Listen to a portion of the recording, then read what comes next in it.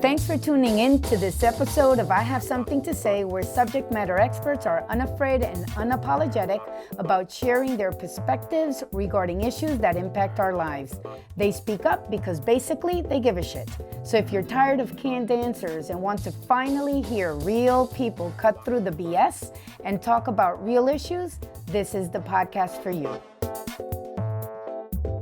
I'm your host, Sami Heyman Marrero from Urbender, and behind our mixer is our producer, Chris Majoka from UdoU. Hi, everyone. Welcome to this episode of I Have Something to Say. And I'm so happy to have been recently introduced to our guest for this podcast today. Today, I want to introduce you to Dionne Coleman. She's the Executive Director of Samaritan Village, and they're located here in Central Florida.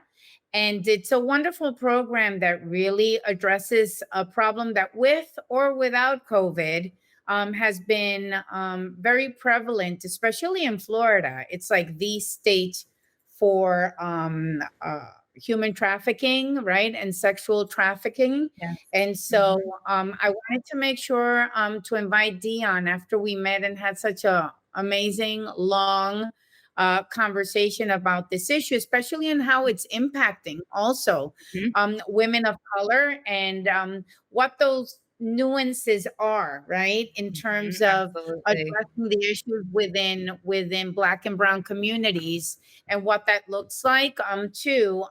So that way we're better informed. We're happy to have you today on the show, Dionne, and thanks for joining us and making time for us. Thank you for having me. Thank you for having me. I'm honored to be able to share what's on my mind. Yes. Yes, exactly. And we need to, and I know that you've been an advocate in the community for many years, for the last 4 years, as part of the Samaritan Village family. But tell me how you landed here. Tell me a little bit about your story and how you landed where you are now and why this is so important, such important work for you. It's interesting how I landed here. You know, sometimes in our lives we chart out a path that seems very clear cut, and other times it almost feels like happenstance. So when I was in college and I lived out in Southern California, I actually was sitting in my home church, and they had brought in kind of a guest pastor, and she was talking about this issue. And this is the kind of the late 90s. She was talking about this issue, human trafficking, that was happening across the seas over in Greece. And she described a scenario where women and children were being kidnapped off the streets, and they were being held and abused in all sorts of unimaginable ways, and how she was at the time starting this organization that would help pull out and rescue these women and children, and was basically going to the faith community saying, hey, can you help us? And I remember sitting in my church, you know, late teens, those early college years, thinking, oh my gosh, this is what I want to do with my life. I literally went back to school that semester, changed my major from political science to international relations, thinking that I was one day going to travel across the globe and help with this term of human trafficking. It was the first time I'd heard the phrase. Nobody was using it. I say it was pre-Google, right? So I couldn't go home and Google what trafficking was. And so that was kind of my first introduction. And there in Southern California at that time, her organization began to kind of rally people to say, hey, we're going to learn about what this looks like. I was so moved by it. But like, as life happens, you know, you go and your career paths take a lot of different turns. And I ended up working in, completely different field, marketing and communications, and then landed many, many moons later here in Central Florida, and was actually working. So I've been in the nonprofit for about a little over a decade. But was working for a firm that was giving money to Samaritan Village in grants, and began to learn about the organization. And the first thought in my head was, oh my gosh, wow, what I had learned about all those years ago is happening here in Orlando. These women must be coming from other countries. That was the assumption that I had made just even a few years ago. And as I got to learn, I'm like, wow, what an incredible organization. And then as chance has it, a position opened up here, and I kind of got in the runnings. And from there on, I realized that, wow, our lives take a lot of different turns, but I feel like everything kind of comes and works together for good. And Mhm. my path brought me to Samaritan Village, and the skill set that I had acquired in these different areas were exactly what this organization needs in order to make an impact in our community for the women Mhm. that are suffering at the hands of traffickers. So that is how I got to Wow. Samaritan Village. And it's been an incredible, Yeah. I tell people it's the dream job I didn't know I wanted. And, I think my team, we're all very passionate about it, and we probably all work too much, but it's so much larger than us. And then when you Yeah. see the lives of these women restored back to wholeness, there's nothing like it. So Yes, no, I can imagine. And I know that we spoke at length about it, and we don't realize, right? Because we go by our daily lives and don't realize that this is happening right here in our backyards. And mhm, it's in plain sight too, right? Also. absolutely. And That's so, yeah. oh, yeah, that's the scary part, right? That's That the scary it's part, right? Yeah, absolutely. And the yes. biggest part that I think people miss is that it's happening right here in a plain Yes, sight. absolutely. And now with COVID, I mean, because everyone's home and stuff like that, but that's another assumption that we should not make. And it's that it's lessened, or Mm, that it, the instances of, human trafficking or the frequency has been reduced because of COVID. Can you, like, what have you seen? Or if absolutely. any changes have occurred, what have they been? So, absolutely. This is a question that everybody's asking right now, and was asking at the height of COVID. And I actually sat down with Chief Rolone and Sheriff Mina to kind of ask them, hey, from a law enforcement perspective, have you seen an uptick? And their response was so incredible. They were like, absolutely not right now. It's too soon to tell, because traffickers are Mm, incredibly adaptable, right? So they're mm, adapting to the climate we're in, and they're going to switch up their tactics. And so right now, when we are in a climate, right, where the checks and balances, especially at the height of the lockdown, right, when we were all kind of in mhm, quarantine together, there was no longer a check for, if you were a woman that was laid off from your job, there's nobody looking mhm. for you to come in the morning, right? If you were a young Mm, girl headed off to school is happening online. And so there's no real, the teachers were struggling to even keep track of that. And so what we're seeing is that there's like, it feels like a calm before the storm. The hotlines are quieter mm, than normal, but there mm, are missing people. And I'll just share with you a story. I have a colleague who runs one of the schools. It's a private school for girls that typically don't do well in a traditional setting. They don't have a lot of mhm, parental support.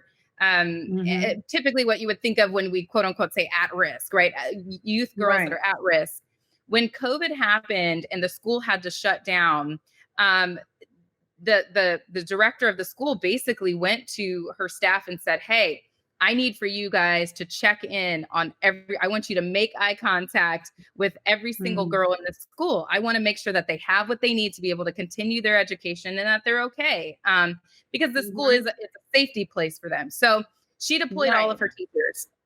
They all came back and said they were only able to get in touch. They were able to get in touch with everybody, but there was about 4 students that they just could not find. So they went Mm, back out. They started, calling and connecting with their students that they were able to get in contact with, and said, "Hey, have you heard from so and so? Have you seen her? Any information that you mm, can give us? She's not checking into classes." Well, it was said that these girls, 2 of them were living with quote unquote older boyfriends in a hotel or in a motel. Another one was mm, staying at her older boyfriend's home. And so you have to deduce that when schools aren't even able to keep track of the children that are missing, mhm. that that, Yeah. that there is stuff that is happening right now under the radar, and people just aren't being accounted for. So I think what we're going to Mm, see is when COVID lifts and life gets back to normal, we're going to see mhm. that there was a lot of people that were trafficked and abused and suffering during this time. And it's just interesting, kind of the juxtapose of the quarantine is Yeah. supposed to keep us safe, right? But how Right. many people is it actually causing to be exploited?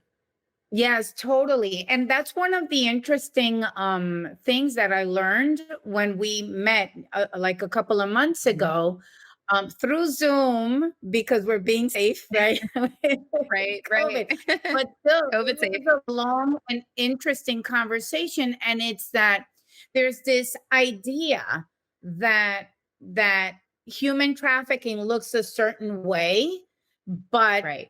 but it could be people that you know. It could be, that you could be the victim or in the situation, and that there's a lot of denial or a lot of Yeah.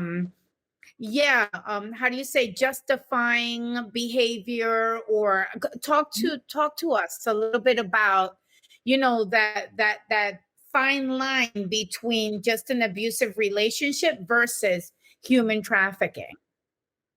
Right. So legally, if we just wanted to go off the legal standards, right? What makes Mhm, what I'll just kind of say a perpetrator of someone who chooses to kind of be in a situation, perhaps where they are selling their body as a sex worker or whatnot, to or an abusive relationship, right? Keep going back to somebody who's mistreating them versus somebody who is actually a trafficking victim. Legally, there's three things that need to be present. And so one of them is that force is present, right? That's typically what we think mhm, of, the physical and sexual abuse that happens, mhm, fraud. So was there some sort of promise of, and that could be even down to, I thought this was a romantic relationship, but he or she has manipulated this mhm. into being something completely different. And then the last is coercion. So just even the threat of violence to my child or to my family or exposing me, those are what then legally takes that person who, again, I'll kind of call it perpetrator of self, to actually being a victim of trafficking. And the law actually says that, first of all, if it's a minor, then any of it, all of these things, there's no such thing as, like, a child prostitute, then those things are true. But if it's an Mhm. adult, only one of those things have to be present. So force had to be present, Oh, fraud wow. or coercion. And so Wow. legally, that's what filters these scenarios into trafficking. And so if we're not aware that that's what it actually means, and we're not aware of what it looks like here in Central Florida, we're going to miss it every time, because Yeah. about our society perceptions on sex work or prostitution. It feels like it's just a choice. And I often challenge people, how many little girls did you know growing up that said they grew up wanting to be a prostitute? We can always pinpoint it back to some sort of abuse that got them to Yeah. that moment. And Mhm. so I don't know if that answered the Yeah. question, but No, yeah. it definitely does. So then when you're out and about, and Mhm. for some of us, it's very infrequent that we're out and about, right? But Right. under normal circumstances, when we're out and about, what does that look like? I mean, is it, you know, an attitude, demeanors, behaviors? Like, what are like the top two, three, four, five things that can be like a red flag? And then what do you do? Because So you yeah. don't. Yeah. Right. That's a good question. And so I often go and teach medical students on how to identify it, because oftentimes people in the medical world are the first people to encounter trafficking victims while they're still kind of in captivity. And Mm, what I tell people interesting. is, I wish that there was one or two or three or four things that we could say, but every case looks very different. It's Mm, understanding what it looks like culturally here in our region. When we look mhm, at women that are being controlled through pimp controlled prostitution, our culture praises the pimp mentality, and there's this, we listen to hip hop, and I'm a hip hop head, so all of that. But there is absolutely correlation that when somebody is being pimped out, they are being trafficked, and until we make those terms synonymous, we're gonna miss it, right? So when I see that woman mm, walking down on OBT early in the morning, like she just got off of a shift, I can't assume that she's working for herself. I actually should probably make mhm, the assumption that somewhere somebody is controlling her. And it goes mm, all the way down the line. We recently had our fall event, and we did kind of a mini documentary. And one of the survivors that was a graduate of our program, her victimhood was through being a online kind of call girl, right? So she was a cam girl. So Mhm. typically when we log on and think we're just watching someone and we're paying, that it's a fair exchange, and I'm sure all of her clients at some point thought that she was acting on her own accord. This woman was stuck locked in a room for years, right, with no control Oh, to her wow. body and her life. So Wow. when we're out and about, I tell people the number one thing that you can do if you see something that feels off, it probably is, Mhm. right? um, Okay. if you see, and now this isn't always the case, so that's why I say, if it feels off, or check your biases. But if you see somebody, an Yeah. older man, right, with a younger girl, perhaps they're of two different ethnicities, her face is down, she maybe looks like a lower social status than he does, maybe he's nicely Mhm. dressed and she's not, and there seems to be a power differential, and that can be in any setting. I Yeah. once was working with one of our local hospitals, and one of the doctors said she was being trained, and we were sharing stories, and she said that in walked two women into the ER. One was a middle-aged white woman. She was dressed very nicely, upper middle class, and she walked in with a Filipino woman who was around the same age but dressed contrasted different. They just looked like they were from two different economic households. But she kept saying, Right. "This is my sister-in-law." She spoke on her behalf. This woman was clearly had markings of abuse, and everybody that was in that ER room said this felt off. Something about this wasn't right. But not a single Mm. person took that woman, the Filipino woman, off to the side to say, "Hey, can we help you? Are you in Mm. trouble?" The assumption could be made Right. that that essentially might have been a house servant of hers, a house slave. Right. Right. And so I Mhm. tell people the single biggest thing that you can do, whether you're a doctor or somebody who's driving down an OBT, is if something feels off, it probably is, and to report it. Mhm. So we Mm. have a human trafficking hotline that exists that take those calls, and they will dispatch that to law enforcement. I tell people, do not intervene. I don't care how bad it looks. Don't intervene, because you can actually put Yeah. a victim's life at risk. So, Oh, wow. Yes. Yeah. Yourself, but also the victim yeah, the person at right, risk too that you're trying to help. What is that right. hotline number? Sure. So the hotline number is 1-888-373-7888. So one Great. eight eight That's eight three seven fantastic. three 7888. Yeah. So that is the hotline number. And I tell people just call that number. It's the easiest way to report where you've seen it. Another reason that's important to utilize, when we think about when we started hearing about human trafficking in the last decade or Yeah. so, right? And whether it's in your place of worship or on the news, um, we're just now starting to gather the information, because really we're just starting to see, oh, this is what it looks like here in Florida. Oh, this Yeah. is what it looks like in the Yeah. United States versus in Cambodia, right? Yeah. And so that data is important to say every time I drive on this street or in this neighborhood, I'm reporting something, they're pinging it, and we're going to start to see that law enforcement is going to take some of those calls more seriously. Yeah. So, Yeah. yeah, So it's the accumulation, obviously, of diverse experiences and all of absolutely. this data, and then helps create a better picture of what all those all those Yeah. variations of what it looks Yes, like are, right? Yeah. And so then absolutely. Samaritan Village, so you rescue, right? A woman or that. So how does that happen? So how does that intervention happen? Because I can only imagine it must be very difficult Right. to first identify, and then second interfere, and then third, create that trust, Mhm, mhm. in your organization to be able to house them and restore them and provide them with the Mhm. resources to really, yeah, release and detox from that whole experience, Right. which I'm sure took years to It overcome. does, So what truly. yeah, so what does so take me through that journey of woman Sure, that you've identified and rescued, and then sure, what do you do for her? Mhm. sure. So, I'll go back just a little bit to say these days we aren't doing too many rescues. We're leaving it up to law enforcement because the cases are becoming much larger, much more complex as we kind of Oh, begin to wow. unravel some of these criminal networks. But in our older days, it was you'd hear of the staff driving by the trap house and a girl running out into the car. I mean, we literally have stories like that. But Yeah.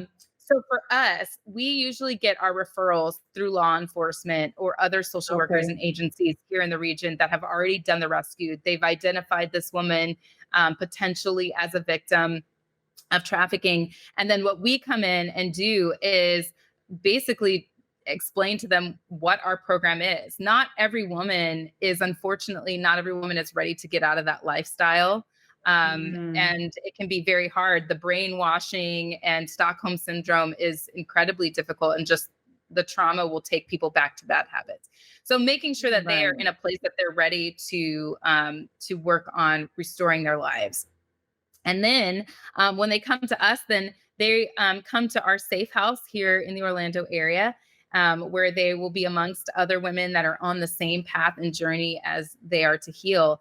And as soon as they set their foot in the door, I say one of the very first things that we do is make sure that their physical health is up to par. So these women have faced years of physical neglect and abuse, and I'm a firm believer that you cannot allow somebody's spirit and emotions and mental to heal if they are physically in pain. And so we are Right. opening doors for healthcare access through many of our partners, and working through agencies here to make sure that their physical net, whether it's they don't smile because all their teeth have been knocked out or destroyed through drug use. Mm. I mean, we're making sure that they get beautiful smiles again, that their any sort of ailments that they have are taken care of, and then moving them through a series of phases that cover the whole mind, body, spirit, and soul of a woman's recovery, starting with, the Yeah. foundation of they're getting individual therapy and group therapies and anger management. And I often joke and say, we give all the therapies, name a therapy, we do it, and, Yeah. and then providing them with the tools that they then need over a period of time to then reintegrate back into society. So that's providing them the space for vocational training and education. Mhm. We partner with Valencia College, so the women in our program can get scholarships to obtain higher education should they Awesome. choose. Our goal is to fill the gaps of what made those women vulnerable to begin with, right? So I Right. say, people often say, well, how does this happen to a woman? We've had women that have come from, the communities that are just really downtrodden. They really don't have a lot of options for their lives, and they land in this situation. We've had women that have come from two-parent households, went to college, had a career in, the medical Right. field, and still land in this situation. And so each Yeah. woman is unique, and our job is to say, what were those gaps, because it's not always socioeconomic, right, as we would like to assume. Yeah. Sometimes it's just Mhm. emotional. It's just that I felt ugly and unwanted and unloved, and here came a man who promised me everything, right? Promised me the world. And not only that, for a period of time I felt seen by him. So how do you unravel that with a Mm. woman? It takes a lot of time. So our women, they come to us, they stay with us for roughly 12 months to 18 months. Mhm. And in that time, Okay. we are pouring resources into them, and then they'll transition out of our program. And by the time they're leaving us in 18 months or so, they're working, they're usually back in school, those that choose to do school or picking up a trade. They've identified, a safe place to leave us from, like a good housing option for Yeah. them. We're rebuilding families. I mean, that's one of my favorite parts about what we do is we Yeah. provide family reconciliation therapy. So it's for their kids. Some of them can get their kids Yeah. back, or even with parental. I mean, you have to imagine that the trauma that these women experience it's not a singular trauma. It extends Yeah. out generationally. So it's Yeah. really beautiful, incredible the graduations we have when they come and the village surrounds them and their families are there, and they get to go on and lead lives just like you and I. So Yeah, that's fantastic. And so so every year, how many of these, how many women do you impact on average? I wish that the number would be higher. So I'll just say in 2019, we received 403 referrals to our program. Our safe Wow. house only has room for 6. So Oh, I know. So okay. you can Yes. imagine how many women we turn away. And in a year, because they all kind of come in at different times, they're staggered. We serve about 9 Yeah. women a year. We just we launched a campaign last year to expand, and so we just received a second house, which will serve 3, kind of at an advanced recovery stage, Yeah. and then we are in the process of acquiring a third. So by probably by the end of first quarter, we'll be able to serve 15 women total. Oh, that's Yeah, wonderful. yeah, we're That's very really, excited about really that. good. Yeah, Yeah, totally. And that's why you're going this month of December, where everyone's big on gifting, their right. loved ones, but providing a gift to an organization like Samaritan Village that Yeah, does this kind of transformational work is definitely something that we would encourage everyone listening to this to and seeing this to definitely put it on your Christmas or your Hanukkah or your Kwanzaa list. I don't care. Put it on the right. list, and make a Absolutely. contribution because I think this is definitely much needed.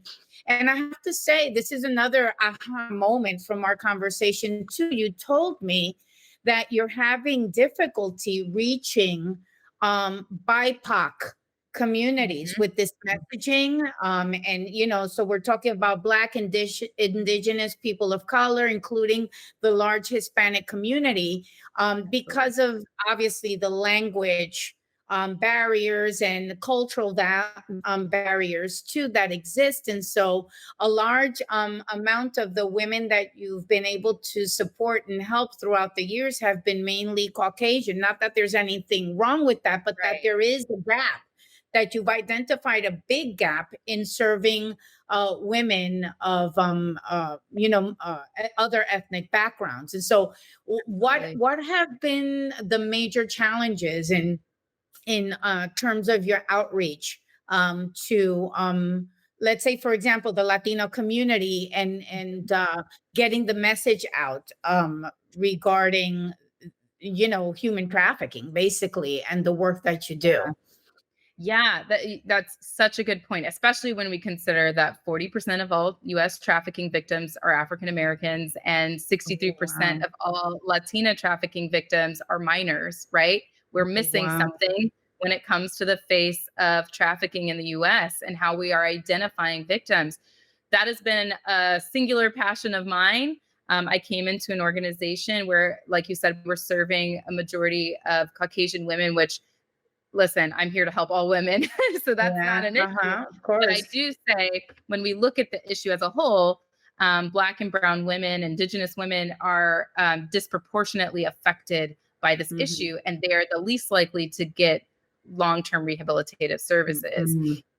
Part of that Yeah. is one, when we look at some of even the subcultures within the African American population, right, or Caribbean cultures that, talking about sex and things like that are off. They're taboo. You don't do that, right? Yeah. And we Hmm. see a lot of even interfamilia trafficking, right? Where I Yeah. have a dear friend who runs a safe house in the DR, and that's all she sees. All the girls that come into her home were trafficked by their fathers or boyfriends and things like that, people that they really trusted.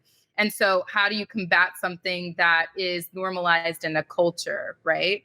And Right. again, Right. we talked about hip hop a little bit earlier in the Black culture, where certain aspects are what is the word, glamorized. How do we combat that? Right. So I think first and foremost, my biggest passion is to say I need a foot in the door in these communities to explain that this is not a white evangelical issue, because white evangelicals have Right. taken this on beautifully, but it is an all of Mhm. our issue. And here's how it's affecting us, right? Here's how it's affecting our communities. They need to be able to see that first and foremost. And then what think needs to happen is there are not enough people in Black and Brown communities that are representative in the level of helping, right? So I'm constantly Mhm. looking for therapists and business owners that look like their communities to say, hey, this is an issue. And so that victims can identify themselves in it, right? It doesn't make sense if I put up a blonde haired, blue eyed girl as the face of trafficking and put that into a Black and brown community. They're going to go, oh, that's not for me. And I've literally heard that from victims that have said, oh, I didn't know that those resources were for me. So representation, right, obviously matters. And so for me, I'm constantly looking for people that say, hey, I want to get involved. How do I help this community? How do I help my community? How do I spread awareness? Fantastic.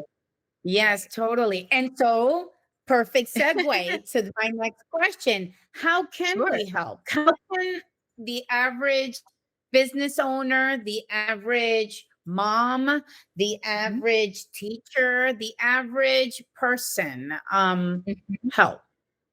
Sure. Well, the number one way is one, get some awareness, right? The internet is free Mhm. for now, for all of us. Yeah. So educating yourself on what this looks like here, plugging in with, there are a plural of organizations here in Central Florida that are doing great work in different ways. I'm a huge proponent on us taking what we have in our own toolbox. I'm not asking Mhm. a therapist to then go, build a safe house. I'm not asking, an accountant to teach reading. But what your wheelhouse is, all of these organizations and survivors can use your skill set. So if you're a great dynamic speaker, get educated and volunteer to go to a local group or a church to talk about this issue. If you're an Mm. accountant, I can tell you, or you're good with numbers, or you're a budget person, plug in with Samaritan Village or other safe houses in the region. Go teach these women how to do a budget, right? I mean, it's as Yeah. simple as that. And it Yeah. can be as general as just, I'm aware of it and I'm going to start spreading the awareness within my sphere of influence. So how I say, use what you got, use your passion, but I can promise you this, if it's something that you do, survivors can use that. One of the big hurdles that they Yes. get even outside of us is employment. And Right. so business owners that step up to say, hey, I'm willing to take a risk on a trafficking survivor to employ her or put her through a paid internship so she can learn a Right. skill. These are all things, Mhm. every aspect of our world is connected to what these women Yeah. experience. So yeah, those are Yes. just a Oh, that's actually, you just gave me an idea. 'Cause I'm working with a friend on a project that has to do few. with minority business enterprises, like minority businesses. And one of the big needs is interns. But if you're working with Valencia College and they're Right, learning about business, for example, maybe right. we can. Okay, we'll Yes, talk offline. absolutely. We'll talk Yeah, that'd offline. be great. Yeah, but things, but yes, totally. And Yeah, and that way it's a win-win for everybody. And once the internship is done, they can actually yes, be hired, if it turns right, out well. Oh yeah. right, So right. it's being creative, right? It's not just thinking that it's Absolutely. about, the this kind of contribution, Yes, for your right, initiative so you can buy more safe houses is always great. And right. please donate. But what I'm saying is that there are other ways too that you can make an Absolutely. impact, and it's by investing time, Mhm. energy, your subject matter expertise, and just Yes, caring. I think most of absolutely. these women, like most of us, everybody, you just want to feel, right, that you Yeah, matter and that someone's taking the time to invest in you. And right. I think that's a beautiful thing. I think that's really, really Oh, great. I'm so excited to have had you on the podcast today, Dion. This was just thank so you. great. We have to do this again, definitely. I can't wait to Yes, meet you in person so we I can hug know. it out. You know, Absolutely. please say hi to Absolutely. Ruth for me, I okay? will, I will. Yes, and Thank you please for let us having me. know if there's anything we can do. Any last words that you would like to share with us, or takeaways, or recommendations? Yeah, no, I would just say, look at, when you hear human trafficking, look at it as not it's a their fight, but look at it as, this is part of my responsibility. When we really take a survey of our community and we look at crime and we look at addiction and mental health issues and education, all of those things absolutely tap into this issue. and we can't address one without the other. And so as you are, like you said, as you're thinking of ways to plug in, as to be generous, I think one of the most generous things you can do is to be generous with your time. And so I appreciate you guys listening and learning about this issue that I'm so very passionate about. So thank you so much. Okay, and listen, have a wonderful holiday, you and too. we'll definitely, start working more closely together. Okay. Absolutely. That's wonderful. Thanks again for having me. This concludes this episode of I Have Something to Say. We want to thank you for tuning in. Don't forget to tell your friends about us. We're on Spotify and iTunes as well. There's more to come next week. And remember, if you have something to say, it's time to speak up.